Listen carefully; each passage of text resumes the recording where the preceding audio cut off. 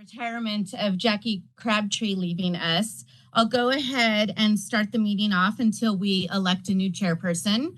Can we call the meeting to order with a roll call at this time? And I'll turn it over to Marcine. Go ahead, Marcine. Okay. Reese Isbell. Here. Danielle Munoz. Calumet Pham. Present. Paul Bryson. Here. Lorianne Burr. Dee Dee Crossett. I'm here. Good morning. Morning. Brandy Hamilton. Present. Brandon Hart. Paula Johnson. Here. Mark Rierson. Leslie Rosti. Here. Yumi Yoon. Present. Thank you. You have a quorum. Thank you. Our next item on the agenda is the election of a committee chairperson. At this time, we will take any nominations for a committee chairperson for the Health and Safety Advisory Committee. Chrissy, can I ask, is the chairperson typically a board member or is it any member of the committee? It has been in the past, but it can actually be anyone. Okay, great. I am available to serve, but I will defer if anybody else would like to serve as well. Thank you.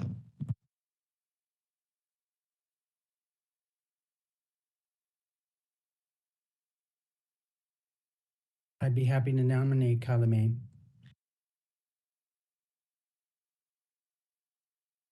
All right, thank you so much. Sabina, do we need a motion on that?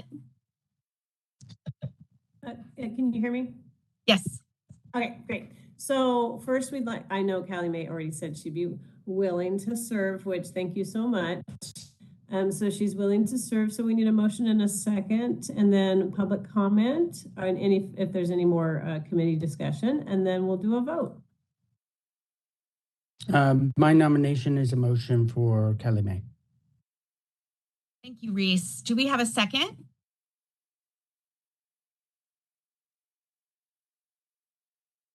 I'll second. Who said that? I think Leslie. Okay, thank you. Thank you. Okay, we will now at this time, if there's no further discussion amongst the committee, we will go to public comment. We are now accepting public comment on this matter. In a moment, I'm going to open up the Q&A box in the lower right-hand corner of the screen, and we'd like you to type the word comment and send that comment to all participants. Dial-in users, please dial *3 to raise your hand, and we will call on people in the order we have requests. We're going to take about 15 seconds now to see if we have a request for public comment.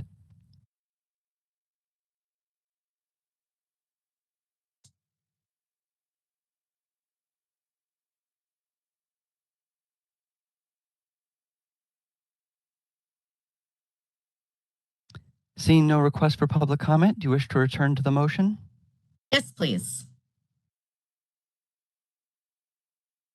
At this time, we have a motion for Calumet Pham to serve as chairperson of the Health and Safety Advisory Committee, and I will ask Marcine to call the roll for the vote. Okay, Kelly Funk. I. Excuse me, everyone. I'm observing and learning as we go. So hopefully that's the word you're looking for. Yeah. Reese Isbell. Aye. And Calumet Pham. Yes. Paul Bryson. Aye. Dee Dee Crossett. Aye. Brandy Hamilton. Aye. Paula Johnson. Aye. Leslie Rosti. Aye. Yumi Yoon. Aye. Motion passes. All right, I guess now it's my turn. Thank you, everyone, for this opportunity, and I look forward to working together going forward. So let's move on to the next item in the agenda, Executive Officer's Report. Christy. Thank you so much. So I just wanted to make a couple comments on the intent of what we're going to be discussing today. This committee, for the last possibly couple of years, has been looking at updating our health and safety regulations. And then SB 803 came into law January 1 and required us to also look at our administrative fines, and if there is a fine that could potentially be removed because there's no risk to consumer harm for that violation. So what we started to do was, in the past, we've provided this committee with staff's risk assessment on each of our violations. And what we found was that we were kind of talking about the regulations and the fines at the same point. So what we did today that you'll have in your packet is we took the proposed regulations and we inserted what we believe the committee wanted with each of these fines and each range of the fines based on what the risk level is. So what we need to do today is go through these and just make sure that the committee agrees with the fine amounts tied directly to what the regulation says. Now, I want to be very clear that the reason why we're doing this is because of legislative language that was done by SB 803, which states that the board shall establish by regulation a schedule of administrative fines for violations of this chapter that directly impact consumer safety. So as we go through this, I think we need to keep in mind that the intent of the legislature was for us to really look at fines related to consumer safety. And we need to be asking ourselves is, do these fines actually, if there's a violation of a regulation, is it going to impact consumer safety? I always use the example of a clean towel. And I'm not trying to debate that. That's just my example. But is a clean towel going to hurt a consumer? And if yes, then we need to establish a fine for that. But if not, then maybe we could consider not having a fine for those regulations or for that violation. So keep that in mind as we're going through this. We might not get through it all today. And I also really want to stress that the regulations that we've tied this to are the proposed discussion regulations. So the regulation process is extensive. This language has not made it to the board yet. This committee's mission would be to make a recommendation to the full board. And what we are looking at today in regulations, I want you to keep in mind the intent of the regulation and maybe not so much the actual wording of how it is written today, because I can almost guarantee you that will change through the process. So when we're looking at these regulations, think about what the intent of that violation actually means. And some of them didn't change at all, so it's not going to be that hard. But I wanted to just make sure everyone understands that this whole package is proposed. It's not written in stone. It'll go to the board. Even if the committee decides to send it to the board today, it's going to change how it looks. That's just the nature of the regulatory process. So keeping that in mind, really think about the intent of these regulations, what the legislature wanted us to do with moving forward on this review, and thinking of the risk that we've associated, and then establish what we feel the fine should be. So those are my comments for moving forward on this meeting today. Christy, I have a quick question. As far as the fines and such you're speaking to, is this specifically one of the attachments to the agenda that we'll be looking at? It's built into one document now. So we took the fines, and you'll see as we start going through each of the sections, and at the end of the section, we plugged in the fine schedule, hoping that that would make it easier to kind of keep it all together about what we're talking about. And I hope it works. Okay, so it's basically after the minutes. Okay. Correct. Yes. Okay. Just clarifying. Thank you. Thank you, Christy. This is Callie May Pham. Christy, I know that during the last meeting, there were already some suggestions about language that people wanted to see or changes. Could you just give a little more information about the process of changing the language? Is that something that staff is working on in conjunction with the broader Department of Consumer Affairs or the regulations, or is there kind of future opportunities for the board or this committee to be involved in the language? Oh, there's so many future opportunities. What we'll do after, once we get kind of a global agreement from this committee, the board staff will start working with our regulations unit at our legal office and really getting the language hammered down to a very clear and regulatory type of language. And then that would come to the board. The board has all kinds of options they could take on that. They could send it back to the committee for further work. They could agree right up front. That doesn't usually happen. It's a very, very extensive regulation package because it's all of our health and safety regs. In addition, anytime our board changes health and safety regulations, it does have to go to the Department of Public Health for review as well. So then they will have changes most likely, and those would circle back to the board. The board could end up go back to the committee at that time. So it's going to be a long process, and it's going to be lots of opportunities for either the committee and the board or both to have a lot of input on as we're going forward. Thank you so much for that clarification, Christy. At this time, I'm going to give other committee members to raise questions if they have any.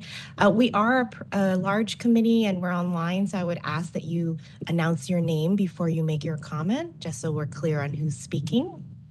And you can either jump off of mute or raise your hand. Either way is fine.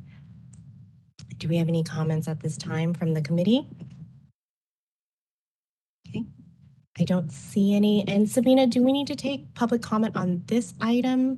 I know it's opening remarks and kind of table Not setting. necessarily. We'll capture any other public comment later on as well. Okay, great. Thank you so much. And I don't see any hands raised from the committee or anyone coming off mute. So let's move on to the next agenda item, review and possible approval of the June 6, 2022 committee meeting minutes. Please take a look at that. And when we're ready, can we have changes and a motion to approve the minutes?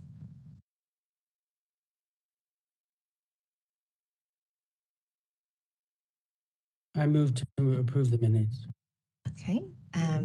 I didn't see any particular any changes from the minutes. Is anyone else? If not, can we have a second on Reese's motion to approve the minutes? I'll second. Leslie. Thank you, Leslie.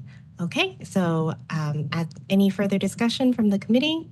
Okay, at this time, let's move to public comment. We are now accepting public comments on the minutes. If you would like to make a comment, please type the word comment into the Q&A box in the lower right-hand corner of the screen and send that comment to all participants. Dial-in users, please dial *3 to raise your hand, and we will call on people in the order we have requests. We're going to take just a few seconds now to see if we have a request for public comment.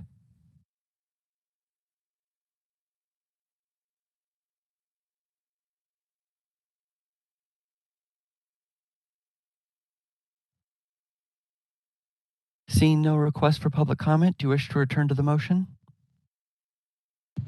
Yes, please. Thank you. Okay. At this time, can we do a roll call vote? Yes, we can. This is Marcine. Kelly Funk. Aye. Reese Isbell. Aye. Helen Pham. Yes. Paul Bryson. Aye. Dee Crossett.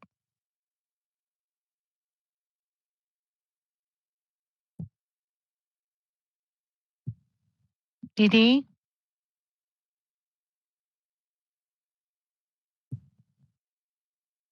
Okay, we'll come back. Brandy Hamilton?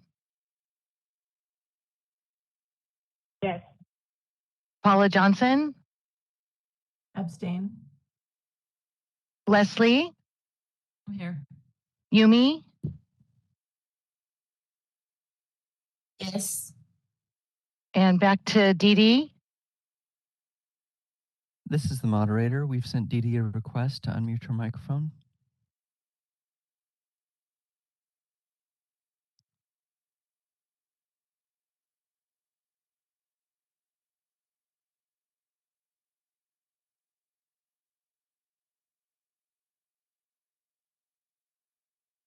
We have enough. I don't know if we need to wait for Dee Dee's vote. Okay, it seems Sorry like about that. I had somebody, sorry, you guys. I apologize. I'm having a little bit of computer screen challenges. Do we have your vote to approve the Yes. minutes? Yes, we do. Thank you. Okay, thank you. Great. Thank you so much, Marcine. So the motion to approve the June 6, 2022 committee meeting minutes passes. Let's move on to our next agenda item, number 5, discussion and possible recommendation regarding amendments to the health and safety regulations and schedule administrative fines. Turning it back over to you, Christy. All right. Okay, we're going to start on page 2 of your packet item because the first page and a half are definitions. We're not going to talk about those right now. We're going to go straight to section 978. And this is where you'll see how we've done this. So section 978, which is minimum equipment and supplies. If you look at page 3, that's where that section ends. And then we've inserted a table for the section that we're talking about. We've added what the risk level is, and we've added what the committee talked about at the last meeting for first, second, and third offense fines in regards to the risk level. And so we've tried to make it consistent through the entire package, as discussed at our last meeting, to where if the board says that, all of these items are a low risk, then our fines should be consistent, $50 for the first violation. And so that's what we've kind of tried to do here. So for this section in our fines, we talk about 978A 1 through 5. So if you look at page 2 and 978A 1 through 5 is right there at the bottom half of the page. It's all of the requirements that have to be in possession of an establishment, a school, and licensees need to make sure that they have this minimum equipment and supplies. So it's a covered waste container for establishments for the disposal of hair. It's having at least one covered container labeled dirty to hold used linens. Store all clean electrical tools and linens in a separate closed clean container. I'm not reading these all exactly word for word. Number 4 is have the containers for the disinfectant solution that are labeled and containing sufficient disinfectant for complete immersion. And then 5 is have the disinfectant tools labeled clean, and all tools in the establishment labeled dirty. So that you cannot have all tools labeled dirty. So then if you look at the fine schedule for all those fines all come together for each one of those violations, it's a $50 fine. Now, and if an establishment has a second offense, that's a $75 fine, and then the $100 fine. So that's how we've broken up the committee at the last meeting. We talked about it being a low risk for all those items, and this is our low risk fine amount. So are there any comments on any of that?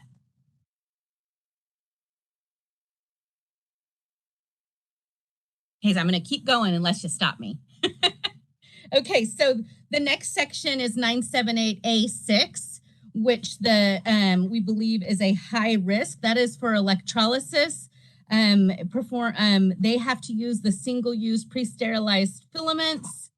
Obviously, electrology has a much higher risk because it is an invasive procedure. So those are at the high risk level which the first offense is $250, the second offense is $375, and the third is $500. And then we move on to 978A 7 and 8. Those are also high risk. That's where you have to have your disinfectant solution mixed and ready to go. You have to have your manufactured labeled container for the disinfectant that you used. We feel that both of those are very high risk. It's kind of most important stuff that we do. So those have been established at that higher risk violation amount. Moving on to 978B 1 through 4. This is where all licensees shall maintain chemical safety in the following manner. All containers shall be distinctly labeled to disclose their contents. Safety data sheets for all hazardous chemicals shall be readily available. All chemicals shall be stored during the manufacturer's, according to the manufacturer's label, and all chemicals shall be disposed of according to the manufacturer's directions. I again want to make sure that we understand that this is not current regulation. This is what is being proposed regulation. So with that, we've leveled those at a medium risk, and we will open that up for discussion. Dee Dee, I see your hands up. I really, right now, for example, we used to print all the MSDS sheets and keep them in a binder and all that stuff. And now, because everything's available online, is that something we would need? When you say readily available, does that include as long as there's internet access and we know where to find it? Or that works, right? Should we be specific, or does it matter? I think I'm going to make a note of that, because I think in the regulation writing process, that will definitely come up. I'm just making a note. So are you saying they can be on the computer? That's an electronic version? Yeah, most everyone has those now. Like they used to back in the day mail it with the product, or you have to submit it or something, but now everything's online. So the manufacturers don't ever send them out anymore. Okay. You just go online and get it yourself. But I don't know if that means we're supposed to actually have it physically in a binder, or if just being online, as long as it's accessible on a desktop or something, if that's enough. We'll clarify that. I mean, I think it should be. Yeah, as long as you have internet access, yeah. Okay, Leslie, I see that your hand is up. Okay, to Dee Dee's point, one of the things I didn't even, that wasn't something I thought of, but I will say, in talking about the SDS sheets, one of the things that we always try to remind people is that the time you're using them is typically in an emergency. So you need to have ready access to it. So when we write that, we need to be conscious of writing that there, somebody with the password, because what is always a concern is that the manager knows how to get into the software and to find it, and they're gone, and there's nobody, in the salon that can actually access the SDS, and now you have an emergency. So that is something to consider. But my question was not that. That is not why I had my hand raised. I had my hand raised because I'm wondering if our intention on this was to have 978A 1 through 4 to be low risk, because it would make sense to me that 5 is actually high risk, because we're telling them they have to have disinfectant, but we're not telling them they have to have disinfected tools. So I don't know if we meant to make 5 a low risk, because to me, that's more important than having, if you've got disinfectant, but none of your tools are actually disinfected, then we haven't really done our job. So that's my only thing. I was just thinking that maybe 5, it should go 1 through 4 as low risk, and 5 should stick with 6 as a higher risk. But I'm not sure if we discussed it being that way or not. Is it, if I could ask a question, is it that all licensee establishment owners and school owners shall not have all tools in the establishment labeled as dirty? Actually, I'm skipping 5. It should be a 4, I think 4, no, I think it's the first sentence in 5.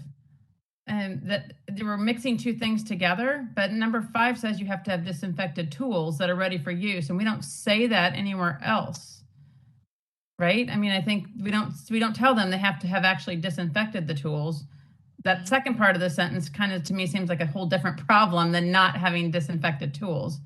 We tell them they have to have disinfectant mixed up in 7, and they have to have the container for the disinfectant, but the only place we actually say your tools have to be disinfected is in 5.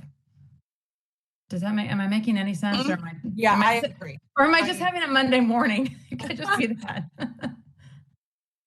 No, this is Kelly Funk, and I agree it does read as 2 different things, that having disinfected tools labeled as clean that are ready, and then the second half that not all of your tools should be dirty at once is what I'm reading that as. So the next customer that comes in is going to not have to wait for the 15 minutes for the disinfectant, there are some always ready that you need to have more in supply. So I hear what you're saying, Leslie, and I agree. I think the way sorry. I think the way I read that is the intention is to talk about labeling clean versus dirty, but I see Leslie's point that separate from clean versus dirty, it's just the requirement to have it clean and disinfected in the first place. Where does that appear in the regulations? I guess we're not seeing it anywhere else. And that on its own is an important high risk, requirement.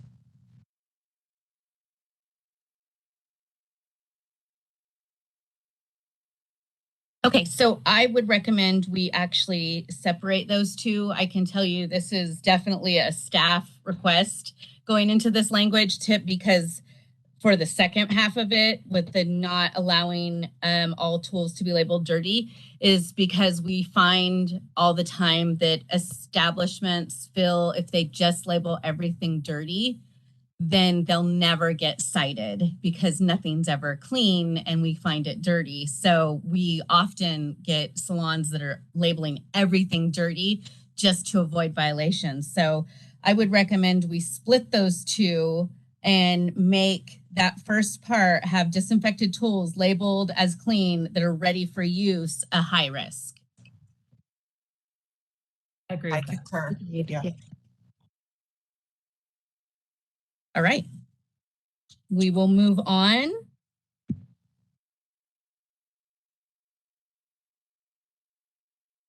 And we're actually going to move now to section 979, which is disinfecting and storing all non-electrical tools. So this has all the steps required to properly disinfect your tools. And then you'll see that we have stated that that is a high risk. And that would be a first offense of $250 if someone did not properly clean their tools. Any discussion on that?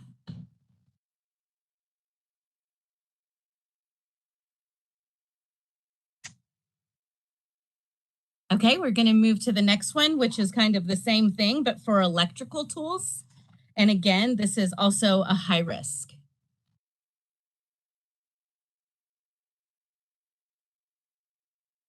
All right, hearing no comments on that. Section 980.1. Making sure I didn't skip something here. Is our disinfecting of foot basins. Now, I really want everybody to know that this is drastically changed from what is currently in regulations. So again, keeping in mind that these were proposed regulations or proposed language that has been worked on for a couple of years now.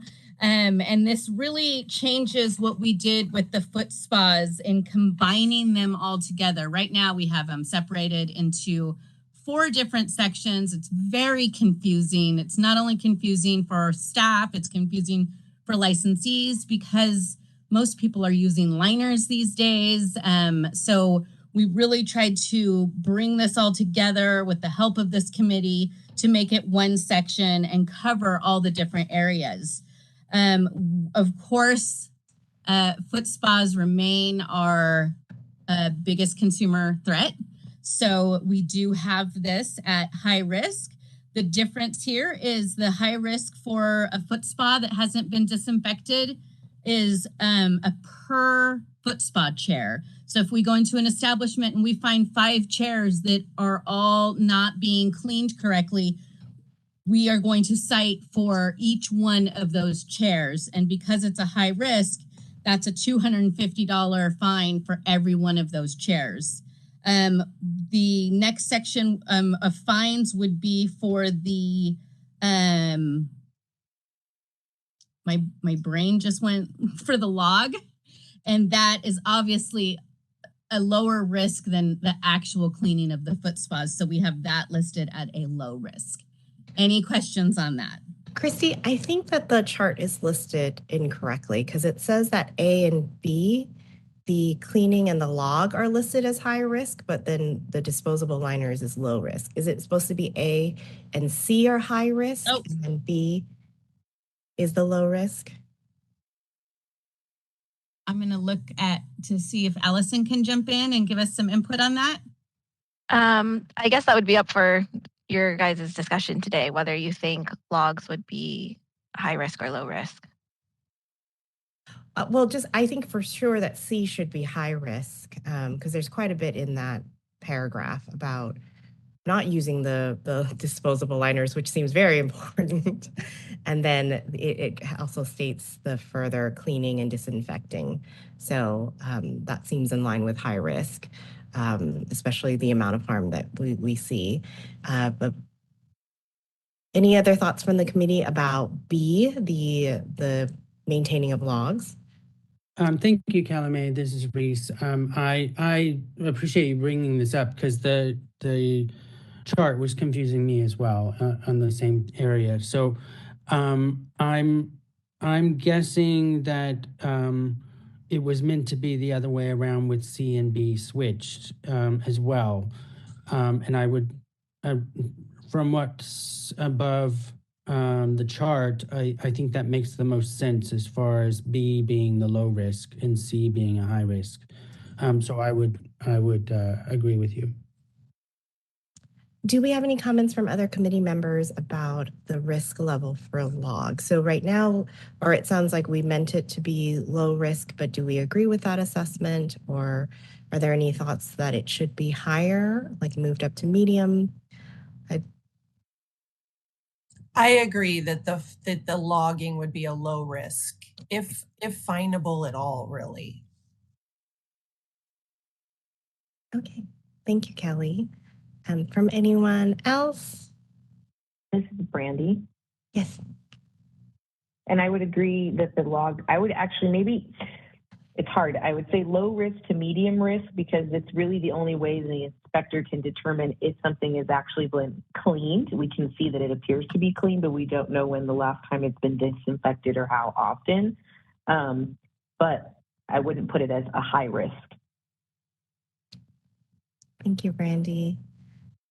Does anyone have any objections to leaving it the way we have it as a low risk for the logs? Okay. I don't see any other hands or anyone coming off mute, so I think that's our consensus, Christy, is that. I do want to pose another question about C. So this is for single-use disposable liners. So the liners shall be disposed of immediately after use, and the basin shall be clean and disinfected.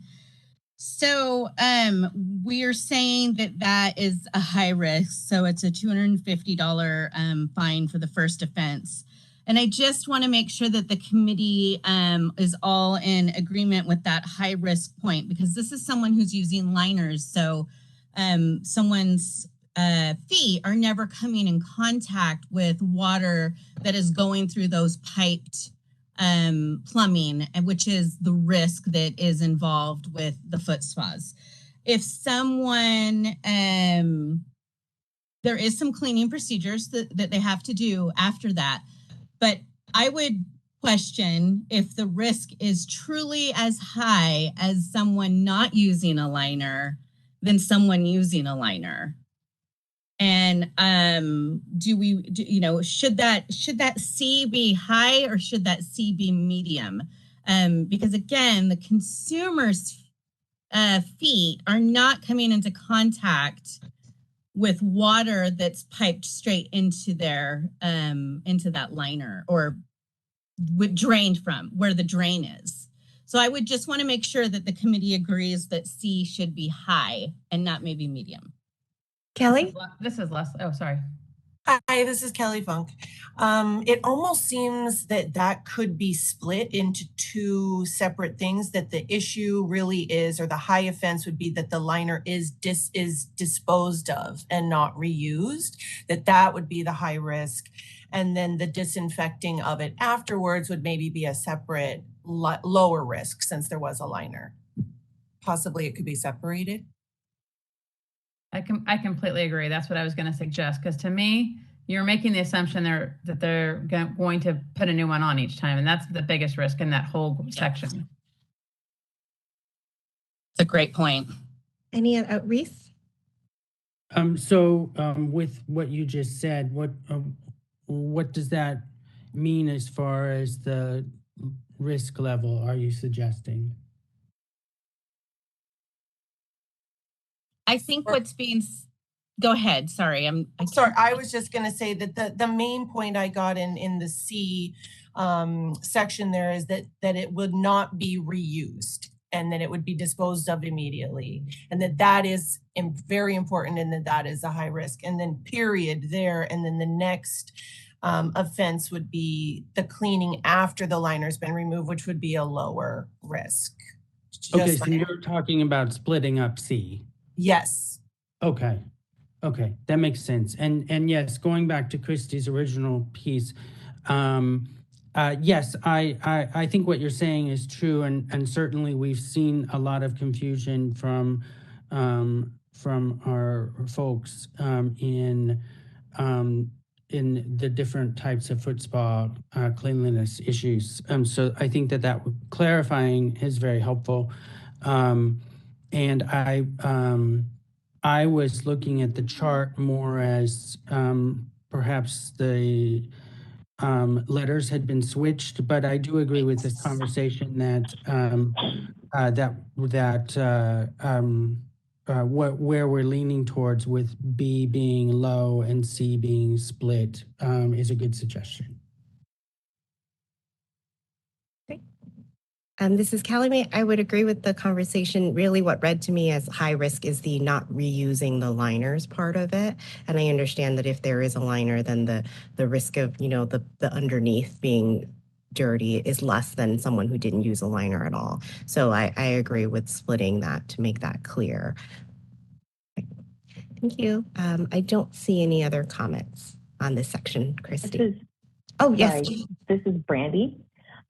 I would say also that when we're discussing the liner, maybe even adding the word properly used, I actively go to all different kinds of nail salons, and because there is that kind of literature that we had before about all the varying types of pedicure bowls and jet spas and foot basins, that also goes hand in hand with the liners and the type of use for the liners and proper use of the liners. I have seen in salons someone take the jet cap off and put the liner in and then puncture the liner with the jet cap, and then the water is still circulating, but they're using a liner. Yep.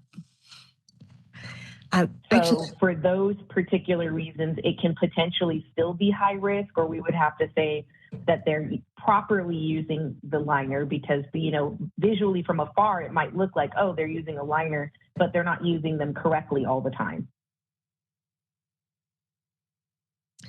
Thank you for that point, Brandy. So, Chrissy, that just reminded me of what came up recently in our last round of DRC hearings. I wonder if this is an opportunity to add something to clarify the use of those trash bag liners. Yep. Exactly what I was thinking too. Thank you. Any other comments regarding this section? Okay, I think we're good, Chrissy. All right, super helpful. Our next section is 981, disposing of single-use tools. These are those buffers that didn't get thrown away. We believe this is a high risk. Let's see, it also has, so any single-use tools which come into direct contact with the client shall be disposed of immediately. And any single-use tools categorized as sharps, including but not limited to the filaments, the dermaplaning blades, any hair razors. So again, this is a new section, so it's not in regulation yet. But moving forward, we would think these are both high risk items.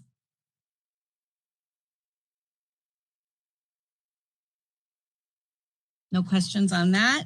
The next section is sterilizing tools. Any electrology tools have to actually be sterilized. This is obviously a very high risk, so we've had that consistent high risk fines listed here as well. All right, I'm gonna do a couple more, Kelly May, if that's all right, and then maybe we'll open for public comment with what we've done so far. That sounds good. Thank you. Okay, great. The next section is hand hygiene. This has been deemed a high risk, I think for obvious reasons. And then the next section we'll talk about is the communicable illnesses. And that also, of course, this is when someone works on someone with a known communicable illness or has a communicable illness themselves and performs services. And this is a high risk violation as well. Any comments from the committee on any of those? Hey, this is hi, this is Dee Dee. Is there, obviously, this is what we can visually see in the client. Does it make sense to have something that, for example, if the client has signed a consultation card and said that they don't have, you may not see this in them. Is there a point where we want to make that as a recommendation versus is it just what we can visually see? Yes, because I don't think we would be able to do a recommendation in actual regulations. I think we should, as a board, we could make recommendations. Well, maybe. I'm not sure. Because it is one of those things where, you know, if you see something, then you don't want to work on it. But yeah, it would just be, I mean, how do you, it is high risk, but how do you cite and fine on that? It's an after the fact thing. To be honest, it's very rare. Yeah. Okay. Okay. Okay. Thank you, Dee Dee. Any other comments from the committee on what we've covered so far? All right, seeing none. At this time, let's open it up to public comment. So we've reviewed sections 977 through 984. So if any of the members of the public have comments on those sections, please, I believe it's type comment in that you'd like to comment in the chat box. This is the moderator. We are now taking public comment on the matter. If you'd like to make a comment, please type the word comment into the Q&A box in the lower right-hand corner of the screen and send that comment to all participants. Dial-in users, please dial *3 to raise your hand, and we will call on people in the order we have requests. We're going to take a few seconds now to see if we have a request for public comment.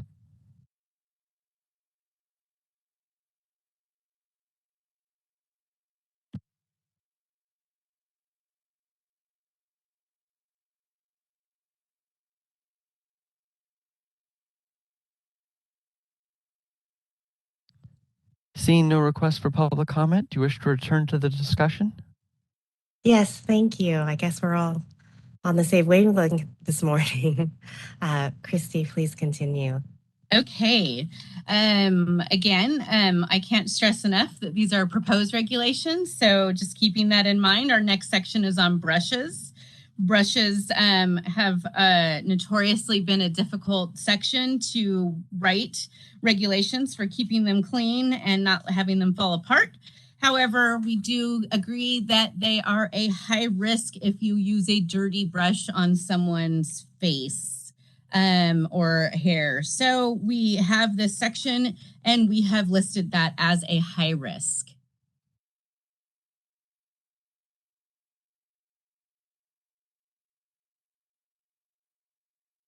All right, hearing no comments, we're going to go ahead and move on to 987, which is linens.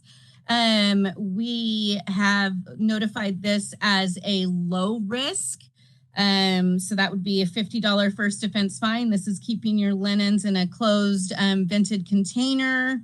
making sure that they're laundered correctly and keeping them in the closed cabinet. So we believe that that is a low risk violation. Hey, Christy, I'm sorry, really quickly back on the brushes thing where it says number 3 is lay brushes flat on a towel to dry. And then right below it, it says store all brushes in a clean covered container. So my understanding is nothing is supposed to just be out. Like, well, we would allow them to be out to dry. Okay.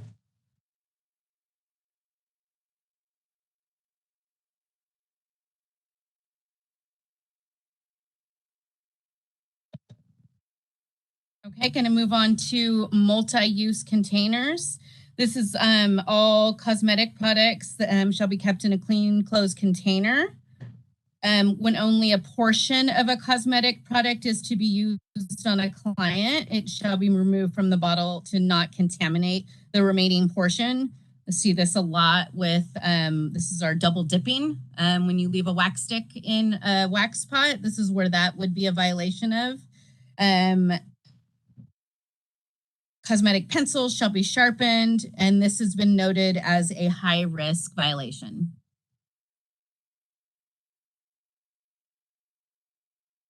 All right, going to move on. 989, prohibited substances, equipment, tools, and supplies. Stressing just once again that this is a rewritten section. This is obviously a high risk section. These are all prohibited items. We've noted out methyl methacrylate monomer, methylene chloride, Credo blades and rasps, ultraviolet light boxes or cabinets. So those are what in our office we call toaster ovens, but the little toaster oven looking devices that don't really do anything, but people think they do. Many other states are banning them completely. So we would like to follow suit that they can be used as a storage box right now. We want to get rid of them. Sterilization pouches, unless they are using an autoclave. Roll-on wax applicators that cannot be disinfected. Neck or nail dusters, that is a big new one, is removing neck dusters because there's just not a good way to clean them. Glue or adhesive around the eye area unless specifically manufactured for the eye area. So you'd be shocked at what we see. And then section B is talking about licensees shall not advertise or provide any type of injection, regardless of whether the device uses a needle. Any type of hair removal from the nose or ear canal, removal of ingrown toenails, removal of moles or skin tags, emptying the intestines by means of fluids or lower portion of the gastrointestinal tract. Medical claims such as weight loss or detoxification, and any service using a live animal as part of the service. As fish pedicures have made a recent comeback and are happening again. And again, those are all extremely high risk violations. And again, that's a new regulation. So this has got to go through a lot of processes before it gets finalized and makes it actually into law. Yes, Dee Dee. For anyone that's doing piercing, do we need to put, or for those that are actually doing tattooing, although as an esthetician or Cosmo, they're not supposed to, but if they're doing both, do we need to say anything about that? Well, I don't know. I know we have ways to separate it, but I don't know if that wants to be, just because especially with brows right now, that's such a hot topic for estheticians to be doing both. So I don't know where we want to. We don't want to certainly prevent them from doing it, but I'm wondering if we want to try to think of a better standard for how they should do it. Yeah. And we actually use, when I was talking about the makeup brushes, we have one of those ultraviolet light boxes. And after they clean the brushes, it goes in there to dry. So it's a closed container marked clean, and it says for storage only. Like it actually is labeled on there. But it is a really good way to like salvage the brush because it dries it faster. But obviously it needs to go in there clean. But you're not saying that it's an illegal piece of equipment. It's just not approved for disinfection or sterilizing. They could still have it in the spa or the school. No, this is saying they cannot have it, period. Yeah, I don't know. I agree with that. It's really helpful after you clean the brushes, you disinfect anything, especially like a facial brush. I don't think laying it out on the counter is a good solution because we consider that a closed clean container, marked clean, labeled clean, and we turn it on and it's a nice way to dry the brushes before putting them away. And I don't like things laying out on the counter because you can't tell what's clean and what's dirty. Okay. I think that we could mention that they're not approved for disinfection or sterilization, but just banning them altogether. Okay. So I don't necessarily agree with that. I agree with you, Dee Dee. This is Kelly Funk, and my hot towel warmer also has a UV light. And again, yes, and not to use that as like I would ever put a dirty towel in there and hope that it would make it clean. But that's just an added feature that is built in on the towel warmers often these days. So I would be concerned that that would then be a non-approved towel warmer if that's in that language. Mm-hmm. Okay. I believe Yumi's been waiting to make a comment. Yeah, I have a question about the glue, regarding the lashes. And I understand we don't have any like specific curriculum at lots of school at this moment, but I believe lots of schools are prepared to teach lash tinting, lash extension, after the SB 803 passed, and all the school I know is getting prepared for that. But we mentioned about the like glue we are using on lashes. Who's gonna control the safety of the product? That's gonna be a state board. Is gonna designate the specific glues for lash glue for extension and also for strip lashes, individual lashes, or FDA. Because I know lots of students even like purchase from Amazon or whatever online, and then they're using. So I want to know, and also lash tint product too, because that's really closely related to eyes and then also brow tinting. So I'm concerned about the safety of the product. So who's going to control, and then we have a measure for control for that? So we don't approve any of the actual products. So the board doesn't have any oversight of that. What we have found in the past and why we wanted this section added is that we want to make sure that any glue or adhesive that is being used in this procedure is manufactured for that use. We have found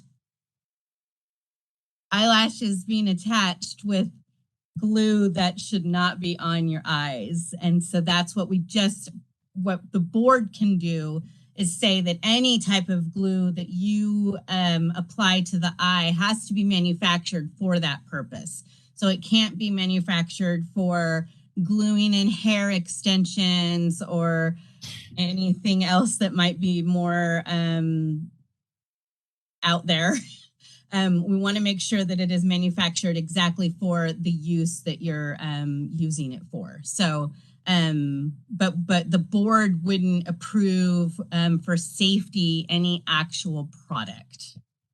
Yeah, we're just saying that, and including too, that it's whether it's nails or like you were saying, hair extensions. Maybe we should just say the glue or adhesive should be used according to manufacturer's directions and not, I mean, you can figure out the wording, but they shouldn't be using super glue on nails either. Right. Or that's a good point. So yeah, we just want to say whatever the glue and adhesive that you're using needs to be approved for that area. Yeah, I think we have to more specify that one. Otherwise, it's gonna just cause a lot of confusion and making a lot of people making an excuse for that.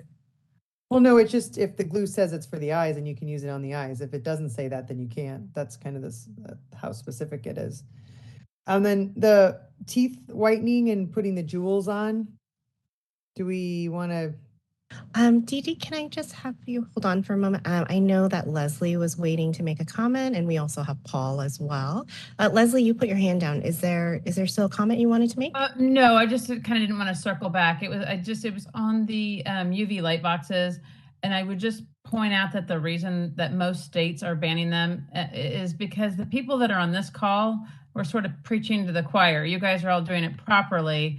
In most states, they find there are a lot of people that will buy them online, and it says, the box may even say sterilizer on it. They think they're doing the right thing. The consumer thinks they're doing the right thing. So while everybody on this call uses them properly, these rules are being written for the people that don't use them properly.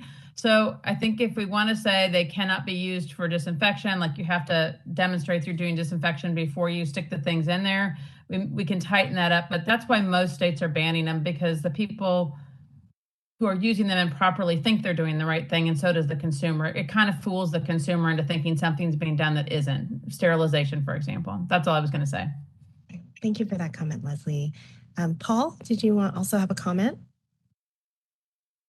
Yeah. Back to the UV boxes again. Human nature being what it is, somebody somewhere is going to misunderstand that as, oh my gosh, they're outlawing UV nail curing lights. Maybe a specific clarification there. UV boxes used as sterilizers. That would avoid having people freak out and saying, oh my gosh, they're banning my UV cure lamps. Because I could just see that coming.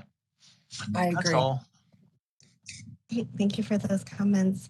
Yumi, your hand is still up. Is there any thing you needed to add? Sorry, I forgot. Okay, thank you. And then coming back to Dee Dee, thank you for your, go ahead. Yeah, I already said it. It was about the teeth whitening and the jewels. Are you saying that we should list teeth whitening and jewels? Well, I don't know. It just, they're even doing it at shows. So is that something that is that a problem in terms of the inspections that people are doing it and you're seeing, I mean, obviously they shouldn't be, but I have some of my own graduates out there on Instagram doing the get a facial and a, fake diamond on your tooth. So I don't know if we need to be specific that you're actually shouldn't be in people's mouths or if we're not worried about it. I personally don't think we should be worried about it. I think that could open a can of worms into another area of the dental board. I think if they're concerned about people's hands in people's mouths, that they might want to bring that up. Okay, so we'll just let it go. Got it. Okay, any other comments from the committee? Well, Kelly Funk here, just to circle back, so we may amend the verbiage of 989A4 of the UV. Okay, good. Just to be as specific, I agree with Paul that it should be just more specific that UV as a disinfectant is not allowed. But that UV nail lights, UV in the towel warmer thing that's built in would be acceptable. Okay, thank you. All right. We're going to move on to section 990, which is shampoo bowls and treatment tables. And we have listed this as a low risk. Any comments on any of that?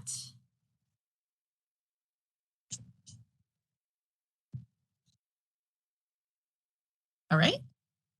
Section 991, which is an invasive procedure.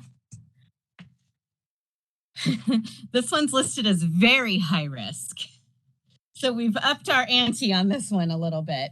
Obviously, an invasive procedure is application of electricity that visibly contracts the muscle, application of a topical substance that require a physician's prescription, penetration of the skin by metal needles or filaments unless it's electrology, abrasion or exfoliation of the skin below the epidermis, removal of any calluses, and any action that results in thermal, chemical, or an electrical burn of the skin.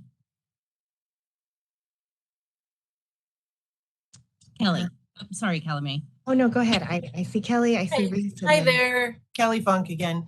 On this one, my question is just relating to the visibly contracts the muscle on B1, because microcurrent that I've been learning a lot about is a subsensory reaction that it's not a visible, you don't even necessarily feel it.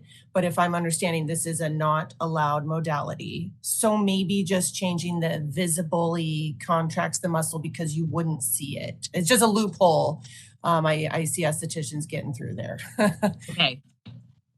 But if it's not contracting the muscle, this is Dee Dee, and it's a microcurrent, now you're getting into galvanic, all of that, and that is okay for penetrating product. And if you can't visually see it, and there also is some microcurrent that is, you can use it with massage to kind of loosen up the wrinkles around the eye, and none of that's contracting the muscle. And so they should still be okay to use that. And that's my biggest question, because I do have a microcurrent device personally, and I would love it to bring it into the treatment room. But as I understand it, it was not allowed. So I would love clarification on this, either in the verbiage or just for me personally. About microcurrent device with like a 400, I think they call it mega. 400 was the number of the power strength, whatever that was coming from. So. On that note of sorts, the language refers to using a product, but I know we've been referring to the simply having a product in the room as defined. Should we clarify that? Because I know that there's been some issues where people have said they aren't using it, but it's there, and we aren't actually watching them use it. We're just noting that it's there in the room. So perhaps we need some clarification there. I think you're right.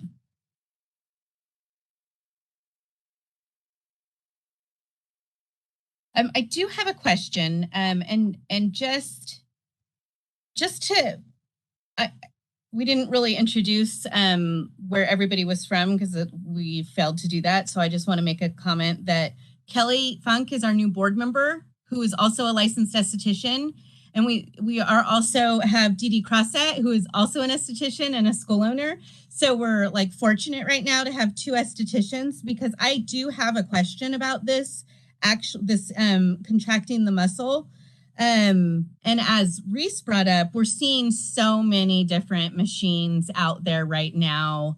There's a new machine every day, I think, in aesthetics. My question to our experts on the call today is the contracting of the muscle. Doesn't almost everything we do in aesthetics contract the muscle? Yeah, with our hands, with our facial massage. Absolutely.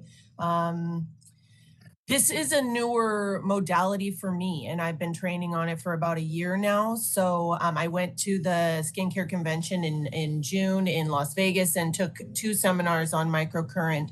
And they did discuss every other current device, galvanic, high frequency ones we've been using for years.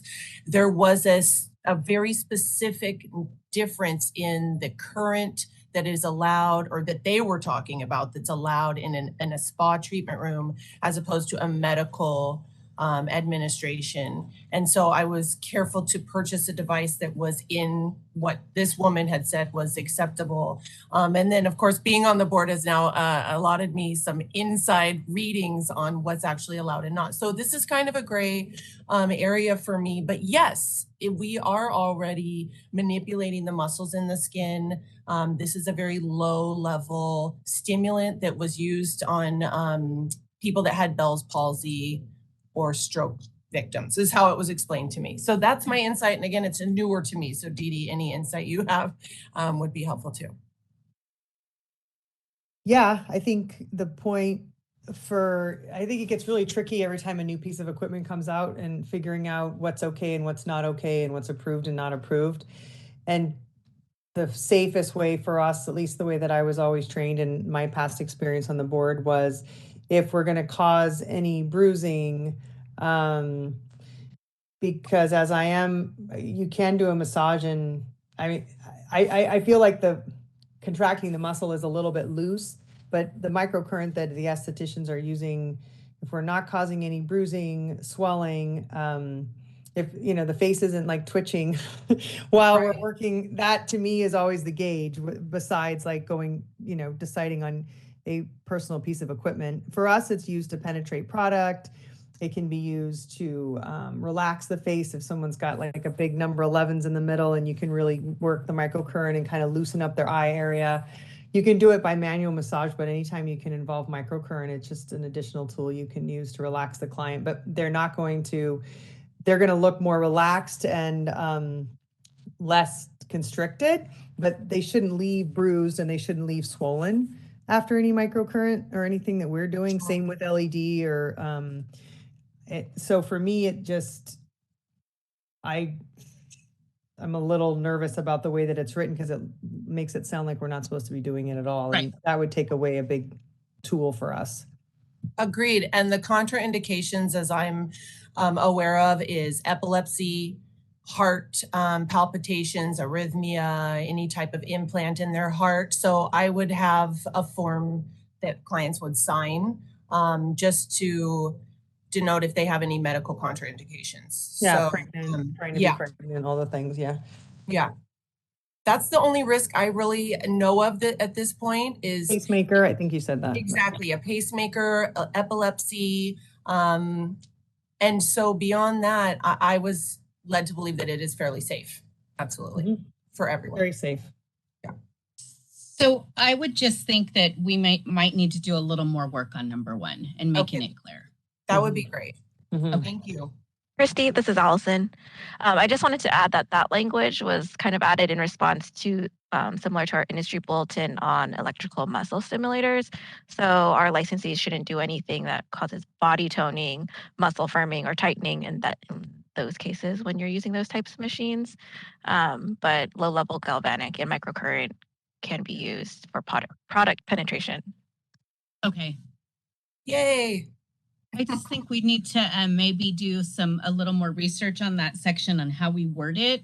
Because again, these are our regulations. One of our big points of updating our regulations is to try to make them easily understandable, and then easily understandable when we translate them into other languages. So, and I think isn't there, Christy and Leslie might know this too.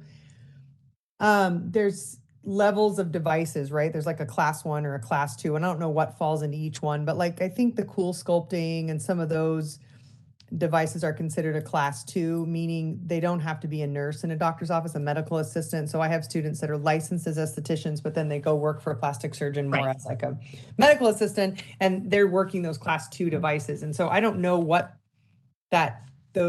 falls into each category, but maybe if we get our hands on that, we could use that also as our clarification, since it's already out there, and it's a term that the medical world uses, because I think once you get into that class 2 zone is what we're talking about here. They need to be under a medical profession. Sounds good. Great. Yumi, you still had your hand up. Is there a comment you wanted to make?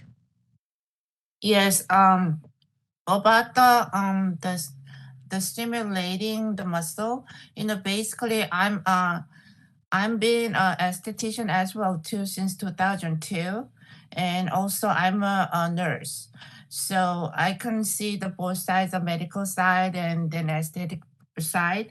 And basically massage is a manipulation of our muscle, facial muscle. So that was a very good point. If we have to more specify, we can use a lower, the electrotherapy one without like modality. But the device coming out, usually they're coming out as a medical use and then aesthetic use.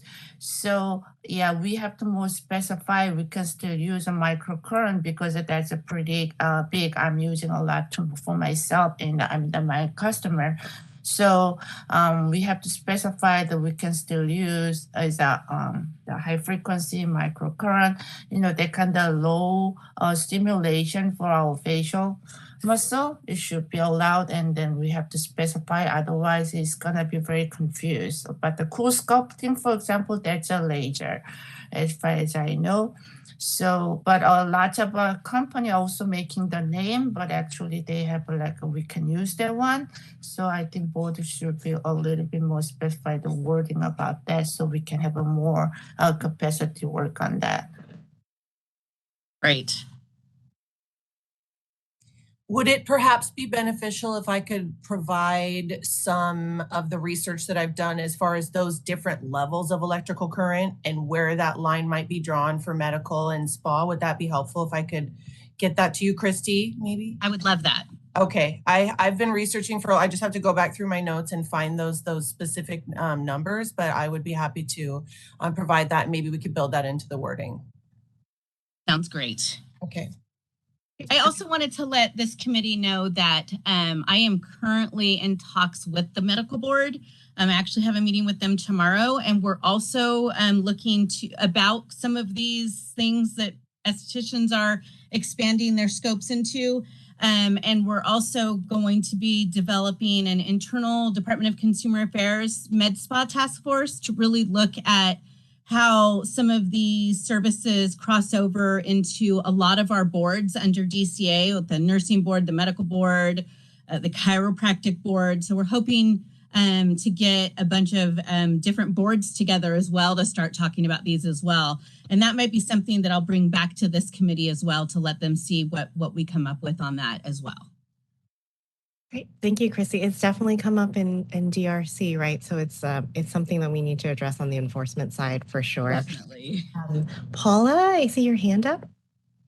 Yeah, just to follow up on those comments, my advice would be to numerically quantify the electrical current in that section. And I think with the research that you're proposing to do, that should be possible. And that would, I think, would help if when translating to other languages too, everyone understands the numbers. Great, thanks, Paula. It's microamps. That's the word I was looking for.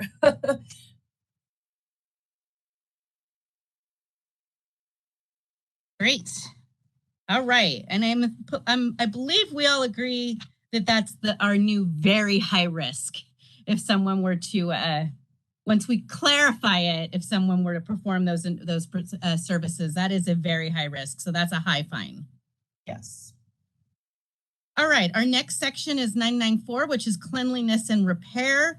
This was noted, this is when the salons or establishments themselves, it says to keep the floors, walls, ceilings, furnishings, and fixtures and equipment clean and in good repair, not allowing waste, hair clippings, or refuse to accumulate or overflow in their containers. That is a medium risk, first offense of being $100.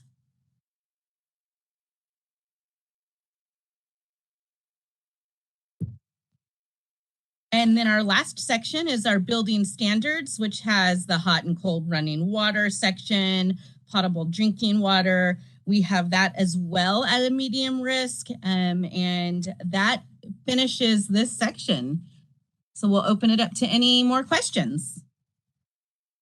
Okay, any more questions or comments from the committee?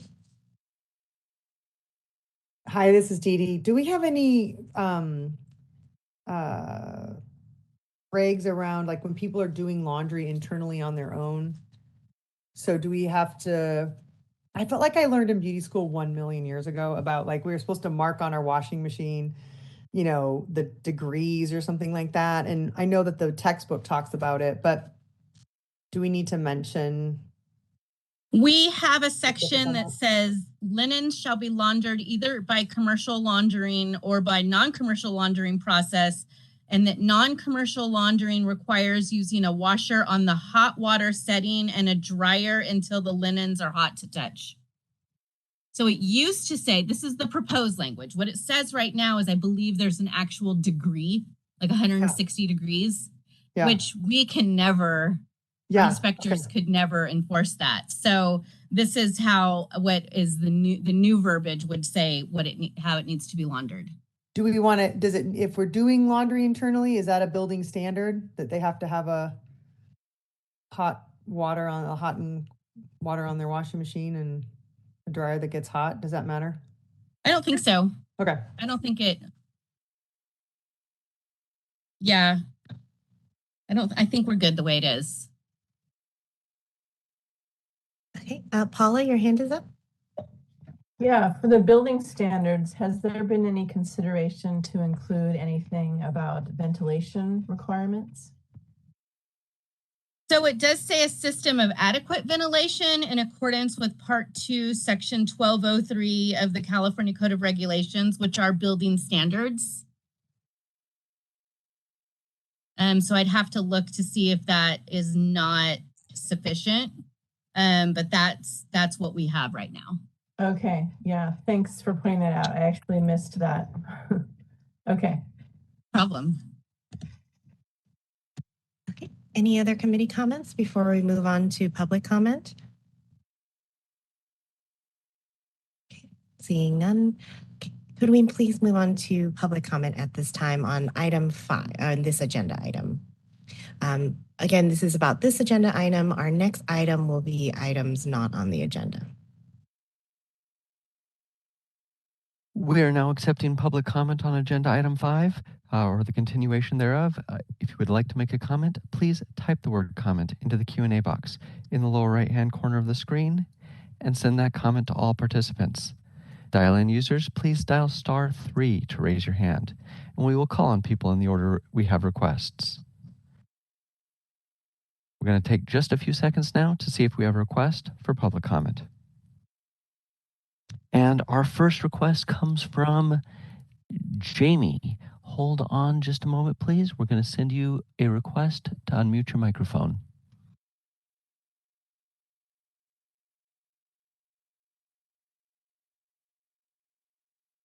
This is Jamie Schrabeck from Precision Nails, licensed manicurist and salon owner.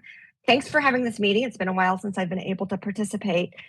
I see, in terms of this assignment of risks, which I have not had the opportunity to participate in, but I see what's listed in section 989 more akin to what's in 991 as being very high risk. There are some things in there that aren't as high, but in terms of the fact that we're talking about things like removing corns and calluses, which do equate to being invasive procedures, I don't know, I just have a hard time reconciling 989 with other things that have been only labeled high risk. And I just wonder if any of this is legally defensible when we talk about, how we're slotting these things along a continuum of no risk to very high risk. And the other thing I wanted to bring up is that from my understanding, we're only talking about these things in terms of what an inspector can observe and cite. And I don't understand whether or not the law limits your authority to assess administrative fines for violations of Article 12 to just health and safety only. And can those fines only be initiated when inspectors are there to observe and cite? So coming from the side of a person who does expert witness work, I could see lots of opportunities where a client will have experienced something, and just because an inspector wasn't there to actually observe it doesn't mean that the board cannot hold that person responsible. And that would be grounds for disciplinary action, as you have listed under 7404. Thank you so much.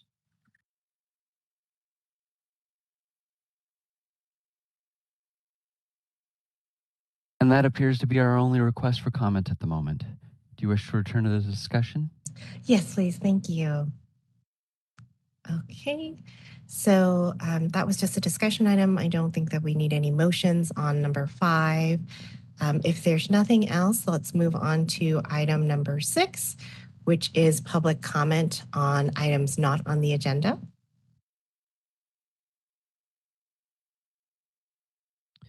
We are now open for public comment for items not on the agenda. If you would like to make a comment, please type the word comment into the Q&A box in the lower right-hand corner of the screen and send that comment to all participants. Dial-in users, please dial *3 to raise your hand. We will call on people in the order we have requests.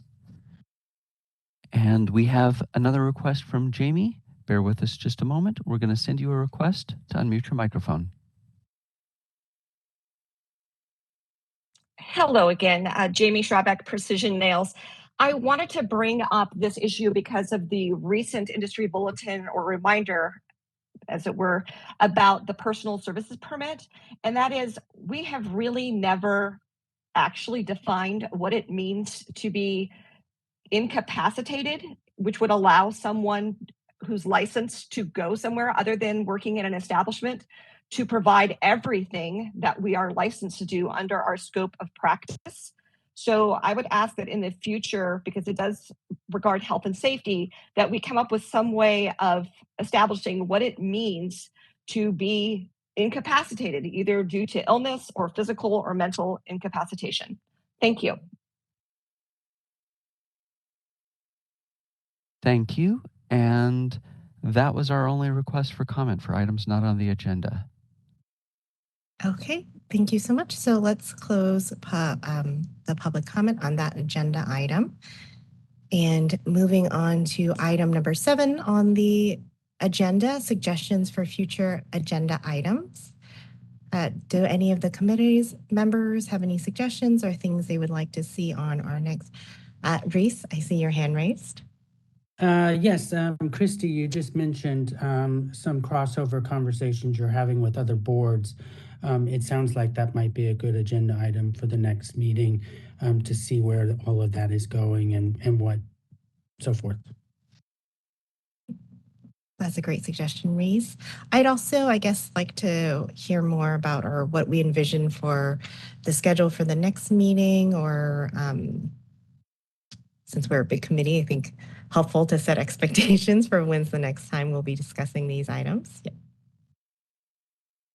So this committee usually meets twice a year because it is such a large committee. What we will do next is we need to meet with our legal counsels, which not only is Sabina, our legal counsel for our board, but also our legal reg counsel, and really start hashing out what this language would look like in regulations. And then I would like to bring it back to this committee. I would think that we are going to need at least 3 to 4 months for that. So I would not anticipate this committee meeting until the first part of 2023. Okay. Kelly? Hi there, Kelly Funk here. One little thing that I thought we could maybe add to the agenda item, or maybe now is the time to add this, in the section 989A, prohibited substances, the one thing I'd like to see maybe added is estheticians or even hairstylists, cosmetologists using things that they have made themselves. Self-made concoctions of a product that's not regulated that they would then use in a professional setting. A mask made of avocado and lemon, or, something that somebody made on their own that obviously doesn't have a shelf life that we know of. And so I would love to see that addressed somewhere in there. Hopefully this is the right time to say that. Yes. Thank you, Kelly. Okay, last call for any committee members. All right. Seeing nothing, I want to thank everyone for the thoughtful discussion today. And I think we're going to move on to our last item, adjournment. And Christy and staff will notify us when our next meeting will be. Thank you. Thanks, everyone, so much. Super helpful. Thank you.